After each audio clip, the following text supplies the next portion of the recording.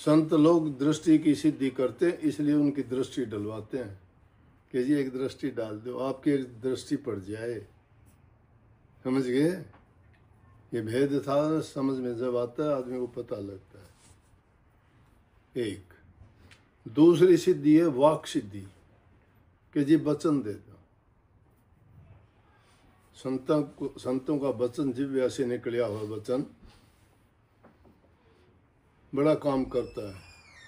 कहते हैं ना, आशीर्वाद दो जी, वचन दो, वरदान दो, क्योंकि जबान भी बंद करनी पड़ती है। दूसरा है, पहला हम दृष्टि की सिद्धि के लिए आंखें बंद करने के लिए कहते हैं, दूसरा मुंह बंद करने के लिए कहते हैं, ताकि जिह्वा से सिर्फ नाम के उच्चारण के सिवाय, प्रभु के नाम के अलावा कोई चीज़ का भी, वो भी अंदर में ही, बाहर से नहीं, कुछ नहीं बोलते कहते। और दूसरी चीज़, इंसान की सबसे ज़्यादा शक्ति का विनाश करने वाली 3 इंद्रियां हैं, दृष्टि, जबान और कान। सुनना, श्रवण करते हैं कोई भी चीज़, वो हमारे पूरे जीवन पर प्रभाव डालती हैं चीज़ें। तो वाक सिद्धि ये होती है कि जबान से सिद्धि जो कर लेता है, वो जो भी जबान से कहेगा वो बात पूरी होगी। और तीसरी होती है संकल्प सिद्धि। जैसे किसी ने संकल्प कर लिया कि भाई मेरा मकान हो जाए, मुझे अच्छी कोई नौकरी जॉब मिल जाए, या कोई लड़का हो जाए, या मेरा वो काम सिद्ध हो जाए, वो उस आदमी के सोचने मात्र से हो जाएगा जिसने संकल्प की सिद्धि की है। संकल्प की सिद्धि कब होती है? जब दुनियादारी की सारी बातों की ओर से मन को हटा के और सिर्फ अपने इष्ट में मन को लगा देते हो और नाम की सिमरण करते हो। जो गुरु मंत्र दिया गया उस मंत्र को मन में उसका बार बार उच्चारण करना, सब चीज़ों की ओर से ध्यान को हटा लेने से हमारा सिर्फ अंदर में संकल्प जो हो, जो भी सोच हो हमारी हो, वो उससे बाहर ना हो, उसके गुणों से बाहर नहीं हो। मंत्र में होता क्या? मंत्र में प्रभु का गुणगान होता है, उनके गुणों का ही बखान होता है, या उसमें जो है उनकी याद रहती है। जब उनकी याद रहती है तो दूसरी संसारी चीज़ों की ओर से ध्यान हट जाता है। ये संकल्प सिद्धि है। तो इसलिए संत जो रोजाना का अभ्यास करते हैं, ये भी एक कोर्स है। वो कोर्स कुछ दिन के लिए अगर कोई कर लेना, फिर तो धीरे धीरे दुनियादारी के भी कोई काम करते हो, शुरू में देखो आपको कितनी परेशानियां आती हैं। छोटा सा काम भी, पढ़ना लिखना सीखते हो, कभी अब ये बच्चा है लिखता है, आधे टेढ़े अक्षर लिखता है, अभ्यास करते करते ये अच्छा लिखना शुरू कर देगा, और फिर कितने कितने अच्छी लिखाई बना लेते हैं। किसी मशीन को चलाना है, किसी और चीज़ के बारे में ज्ञान आपको नहीं है, लेकिन धीरे धीरे करके सीखने के बाद सब कुछ वो काम कर लेते हो। उसमें मन लगाना पड़ता है, मन की सारी शक्तियों को एकाग्र करना पड़ता है। जब तक तवज्जो किसी चीज़ में नहीं दी जाती, तब तक उस चीज़ के बारे में हमें पूरा ज्ञान नहीं होता। और जब उसके बारे में पूरा ज्ञान हो जाता है तो कुछ दिन के लिए वो अभ्यास इसी प्रकार से हमें करना चाहिए। तभी संतों ने कही है कि अरे अभ्यास करने से तो बड़े बड़े काम होते हैं। करत करत अभ्यास के जड़मती या मूढ़मती होत सुजान, रसरी आवत जात तो शिल पर गिरत निशान।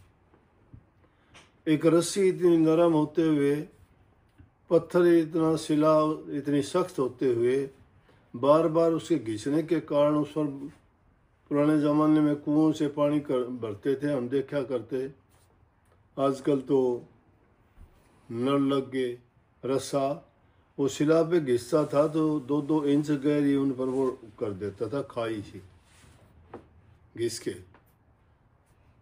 तो उसको देख के कई कह रहे अभ्यास करने से, नित्य प्रति के काम होने से एक रस्सी भी शिला को काट देती है, तो हम भी उसी प्रकार से उस नाम का अभ्यास करें तो क्या हमारे अंदर वो शक्ति नहीं आएगी कि हम अपने कर्म काट सकें। इसलिए अभ्यास करना जरूरी बताया। तो वो अभ्यास से धीरे धीरे जब करोगे और लगातार करते जाओगे, वो आपके जीवन का अंग बन जाएगा। जैसे भूख के टाइम आप खाने के, भूख लगती है खाना मांगती है, प्यास लगती है पानी मांगता है, इसी प्रकार से। लेकिन भूख प्यास ये चीज़ तो शरीर की है, खाना पीना शरीर को जिंदा रखने के लिए है, लेकिन हमारे अंदर जो रूह बैठी हुई है उसकी ये खुराक नहीं है। और उसको जब तक वो रूहानी खुराक नहीं मिलती तब तक वो कमज़ोर है, मन इससे ताकतवर है, मन के कहे में चलते हैं। लेकिन रूहानी ताकत उसको कब मिलती है? नाम से मिलती है, अभ्यास से मिलती है, ध्यान करने से मिलती है।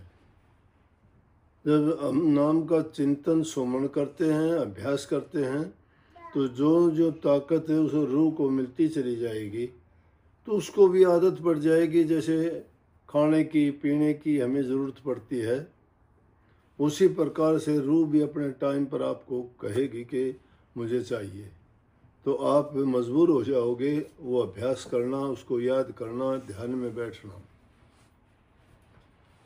तो नाम ज़रूरत है किस चीज़ की? रूह की। और काम ज़रूरत है दुनिया का किसके? शरीर के लिए। लेकिन शरीर में रूह बसती है। इस शरीर से भी अगर हम अच्छे और पवित्र काम नहीं करते हैं तो गंदगी में तो वो भी नहीं रह सकती, दब जाएगी वो। उसको शक्ति देने के लिए हमें अभ्यास करना चाहिए। तो इसलिए जो संतों ने बात कही गई है, बताई है, वो प्रमाणिक नहीं, अनुमान है। क्योंकि प्रमाण कहा नहीं जा सकता, अनुभव करने वाला तो अनुभव करके बता नहीं सकता उस चीज़ को, वो अनुभव है। जैसे हवा है, अब हवा, कमरे में हवा भरी हुई है, हम अकेले नहीं बैठे यहाँ, ये खाली नहीं है, हमारे से ऊपर खाली जगह है, वो सारी भरी है, हवा है इसमें, यहाँ भी हवा है। हमारा मन भी खाली नहीं रहता, कभी नहीं रहता है।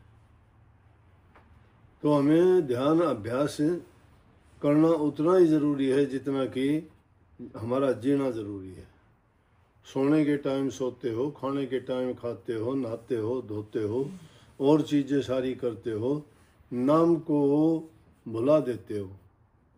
क्यों भुला देते हो? वो चीज़ अगर बाहर होती तो वो भी हाथ खड़ा करके कह देती, वो ना दिखाई देती है। तो अंदर की जो चीज़ है उसका अनुभव किया जा सकता है। हम अनुभव कर सकते हैं कि हवा चलती है, हिलती है, देख तो नहीं सकते ना कहाँ हवा, नहीं पता। सांस लेते हैं, हवा निकलती है, लेकिन हमें नहीं पता। ये क्रिया है, अपने आप से हो रही है, सांस आ रहा है, जा रहा है। लेकिन इसी सांस को रोक के तुम एकाग्रचित होके देखोगे, तुम्हें पता लगेगा तुम्हारा सांस आता जाता है। शुरू में वो तेजी से भी चलता है, उस कुछ दिन के बाद में वो धीरे हो जाएगा, और उससे भी कुछ दिन के बाद में तो ऐसा हो जाएगा, आपको पता लगेगा कि जैसे मैं तो मृत हो गया, सांस चलता ही नहीं है। तो ये अनुभव करी हुई चीज़ें कैसे बता देगा कोई?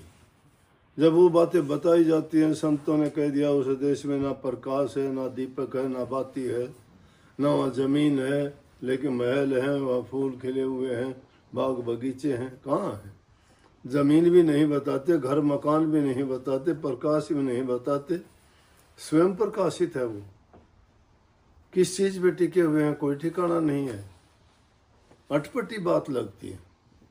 लेकिन कबीर साहब ने कही बात बड़ी है अटपटी, ये दुनियादारी की जो बारी आंखों से चीज़ों को देखते हो कैसे मान लेंगे कि अंदर की वो सूक्ष्म चीज़ें जो संतों ने बताई, विश्वास नहीं होता।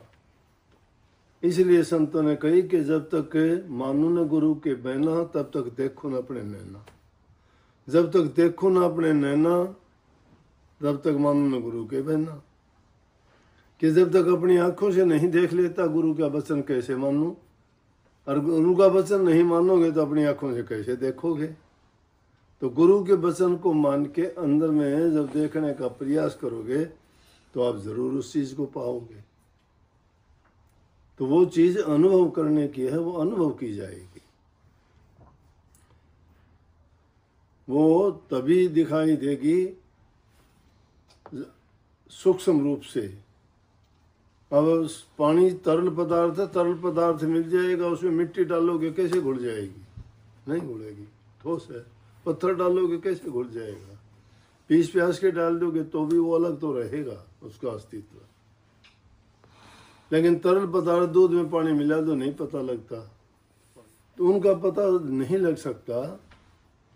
इसी प्रकार से हमें जो चीज सूक्ष्म है उसको सूक्ष्म बन के ही देखा जा सकता है। संतों की वाणी आती है कि अगर खांड रेत के अंदर मिली हुई है और हाथी उसको तलाश करेगा तो खांड उसको नहीं मिल सकती। लेकिन कब मिलेगी कि चींटी बन के ढूंढ लो खांड को, तुम सारी को ढूंढ लोगे, मिट्टी को छोड़ दोगे। बात वही है कि उस उतने ही सूक्ष्म बन जाओ। अब सूक्ष्म चीज को देखना चाहते हो, ढूंढते स्थूल चीजों में हो। चीज अंदर में छुपी हुई है, हम बाहर घूमते हैं। उस अंदर की खोज करने के लिए अंदर में जाना पड़ेगा। सूक्ष्म को पाने के लिए सूक्ष्म बनना पड़ेगा। जब तक अंदर नहीं गए, गुरु के वचन को नहीं माना, सूक्ष्मता की ओर नहीं बढ़े, अभ्यास हमने नहीं किया, तो बात बनाने से बात नहीं बनती। दूसरों के गीत सुने हुए गीत गाए जाओ, उनके अपने गीत। उन्होंने तो अपना अनुभव करके बात कही है, तुम झूठे गीत गाते हो।